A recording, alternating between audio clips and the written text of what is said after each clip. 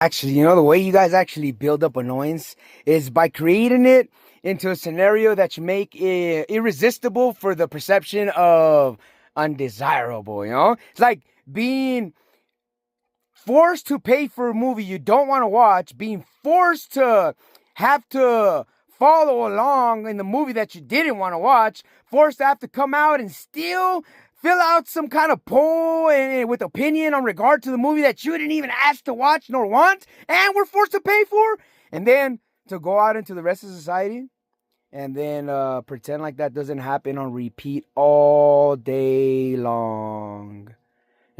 And then actually try to tame that beast, because essentially that's the cycle that they drive you through, by possessing you and by observing you and watching you and knowing everything about you and making everything that you do feel like, it's backed by feelings of not pursuit or drive,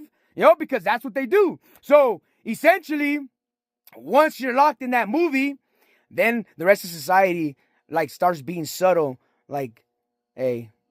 how do you like spending that money? Hey, how do you like having to enjoy that movie? Hey, how do you like filling out the last part and having to read every question, talking about all those details that you could care a little to less about, And that's how the demonic supposedly, perception, while they're brainwashing you, while some astral projection there is leading your mental state, your illuminated mind, your emotional state, they're basically sitting there like tuning you into that truth, So while you're here giving people mercy, showing grace, they're illuminating your mind and making grace and mercy become the reason why you're, tyrannical, stomping, going around, screaming at people, being loud, and